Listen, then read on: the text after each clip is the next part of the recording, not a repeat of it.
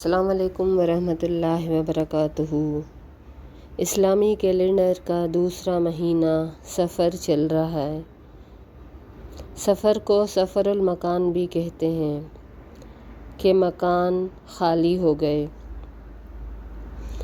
صفر سے پہلے 3 مہینے پے در پے حرام مہینے کے یعنی حرمت والے مہینے کے ہوتے ہیں: ذی القعدہ، ذی الحج، محرم۔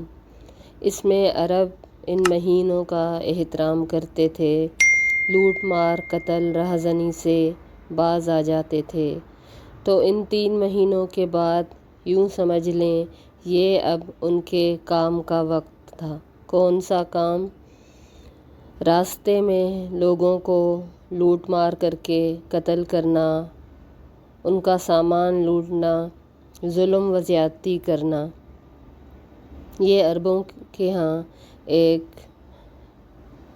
معتبر بات تھی کہ وہ 4 مہینے جو حرمت والے تھے ان کا احترام کرتے تھے، اس کے بعد اپنی خصلت پر واپس آ جاتے تھے۔ صفر کو صفر اس لیے بھی کہتے تھے کہ یہ صفر سے آیا ہے، اور صفر آپ سب کو پتہ ہے کہ خالی کو کہتے ہیں، یعنی صفر میں کوئی بھی ہنسا نہیں ہوتا۔ آپ تصور کریں جب وہ سفر میں اپنے گھر چھوڑ کے چلے جاتے ہوں گے تو ان کے محلوں میں، ان کے گھروں میں، ان کے گاؤں میں، ان کے صحراؤں میں کتنی ویرانی چھا جاتی ہوگی۔ آپ نے اکثر محسوس کیا ہوگا، اگر آپ بھی کہیں گھومنے جاتے ہیں کچھ دن کے لیے، اپنے گھر کو چھوڑ کے جاتے ہیں اور جب واپس آتے ہیں تو وہاں پہ طرح طرح کے بچھو، جالے، طرح طرح کے کیڑے مکوڑے آ جاتے ہیں اور گھر ایک طرح سے ویران سا لگتا ہے۔ اصل چیز یہ ہے کہ انسانوں سے ہی گھروں کی رونق ہوتی ہے، بچوں سے ہی گھروں کی رونق ہوتی ہے۔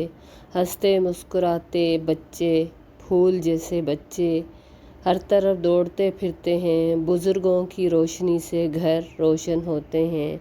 تو سفر میں اس لیے ان کے گھر جب وہ چلے جاتے تھے اپنے رہزنی اور غارت گری کے لیے تو ان کے گھر خالی ہو کے نحوست کا منظر پیش کرتے تھے۔ اور کچھ ایسا بھی ہوتا تھا کہ دوسرے لوگ جن کو پتہ تھا کہ اب سفر آ رہا ہے تو عرب ہمیں لوٹنے آئیں گے تو وہ بھی اپنے گھر چھوڑ کے بھاگ جاتے تھے۔ اسی لیے آج تک وہی ہمارے معاشرے میں تصور کیا جاتا ہے کہ سفر منحوس ہے، سفر میں شادی نہیں کرنی چاہیے، سفر میں کاروبار کو نقصان ہوتا ہے، سفر میں مردوں کے لیے سفر خاص کر کے بہت بھاری ہوتا ہے۔ اللہ نے فرمایا، رسول اللہ نے فرمایا کہ لا عدو ادویٰ ولا طیرہ ولا حام ولا سفرہ، کہ کوئی معتدی بیماری نہیں، کوئی بدشگونی نہیں، کوئی نقصان والی یعنی کہ جیسے الو کو ہم منحوس سمجھتے ہیں، اور کوئی سفر نہیں۔ یہ نبی کریم صلی اللہ علیہ وسلم کی حدیث مبارک ہے۔ اسی طرح قرآن مجید کی سورہ نساء آیت نمبر 79 میں آتا ہے: ما اصابک من حسنۃ فمن اللہ وما اصابک من سیئۃ فمن نفسک۔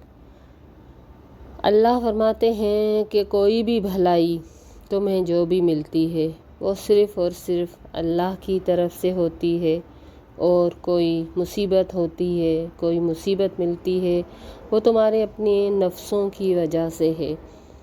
حقیقت میں بھی ایسا ہے کہ نحوست کسی چیز میں نہیں ہوتی، نحوست گھروں میں نہیں ہوتی، نحوست کالی بلی میں نہیں ہوتی، نحوست کسی پنچھی کی وجہ، پرندے کی وجہ سے نہیں ہوتی۔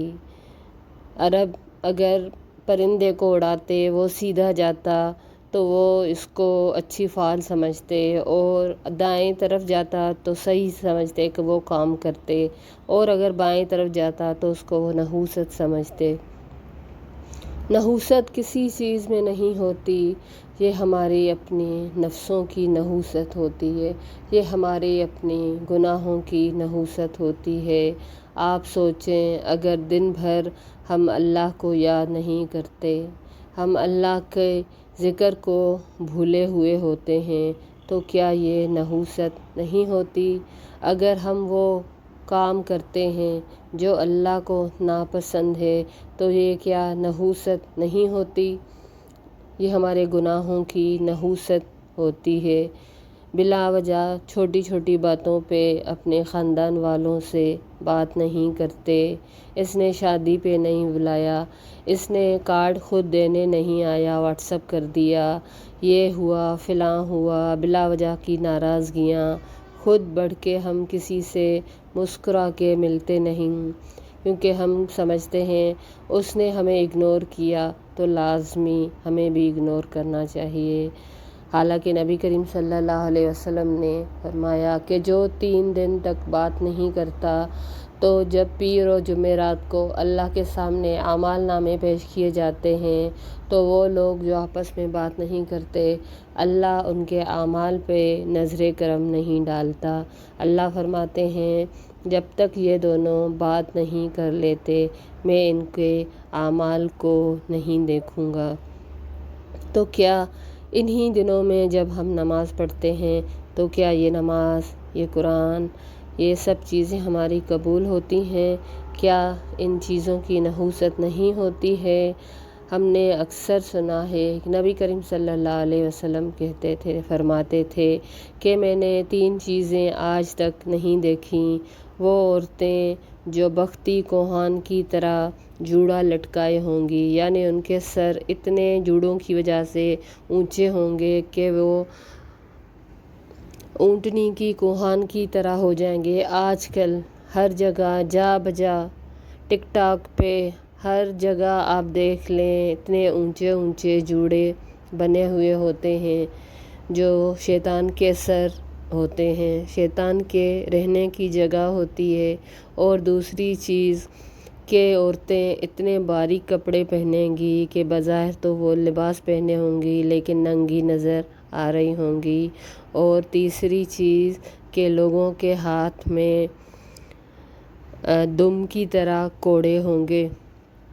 تو کیا یہ ان گناہوں کی نحوست نہیں ہوتی؟ جب قرآن میں اللہ نے فرما دیا ہر بھلائی میری طرف سے ہے، ہر گناہ اور ہر مصیبت تمہارے اپنے نفسوں کی وجہ سے ہے، بے نہی آیت یہی بنی اسرائیل میں بھی آتی ہے۔ اللہ فرماتے ہیں سورہ نمبر 13 میں وَكُلُّ إِنسَانٍ أَلْزَمْنَاهُ طَائِرَهُ فِي عُنُقِهِ وَنُخْرِجُ لَهُ يَوْمَ الْقِيَامَةِ كِتَابًا يَلْقَاهُ مَنشُورًا اقْرَأْ كِتَابَكَ كَفَىٰ بِنَفْسِكَ الْيَوْمَ عَلَيْكَ حَسِيبًا، کہ ہر انسان کی نحوست اس کے گلے میں لٹکی ہوئی ہے۔ طائرہ، طائر کس کو کہتے ہیں؟ پرندے کو۔ پرندہ جب اڑتا ہے تو عرب اس سے شگون لیتے تھے کہ یہ کام کرنا چاہیے یا نہیں کرنا چاہیے۔ تو یہاں صاف لکھا ہوا ہے کہ ہر انسان کی نحوست اس کے گلے میں لٹکی ہوئی ہے۔ قیامت کے دن ہم اس کو کتاب کی طرح اس کے سامنے نشر ہوا ڈال دیں گے، کہہ دیں گے کہ یہ دیکھو یہ تم نے کیا، اقرا کتابک، اب یہ اپنی کتاب پڑھ، جو تم نے نحوستیں کی تھیں، آج تو خود اپنا حساب کرنے کے لیے کافی ہے۔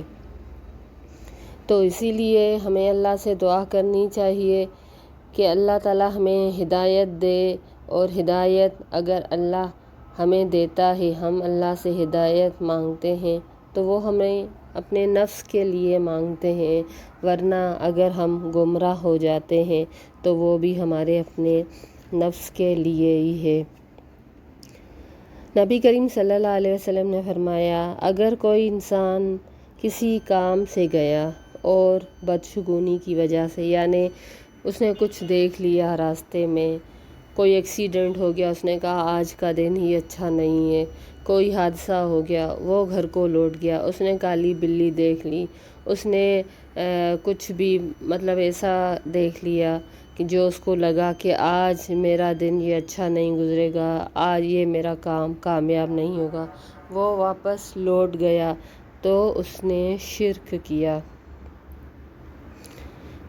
صحابہ نے پوچھا نبی کریم صلی اللہ علیہ وسلم اس کا کیا کفارہ ہے؟ یعنی اب ہم سے یہ ہو گیا، پہلے ہمیں پتہ نہیں تھا، ظاہر دین نہیں آیا تھا، ابھی نبی کی بعثت نہیں ہوئی، تو کیا کفارہ ہونا چاہیے؟ فرمایا نبی کریم صلی اللہ علیہ وسلم نے کہ اللہ سے پھر دعا کرو، اللہم لا خیر الا خیرک ولا طیر الا طیرک ولا الہ الا انت، کہ اے اللہ کوئی خیر نہیں اس کے علاوہ کہ تو خیر دے دے، کوئی بدشگونی نہیں کہ تو کر دے، اور تیرے سوا کوئی الہ نہیں ہے۔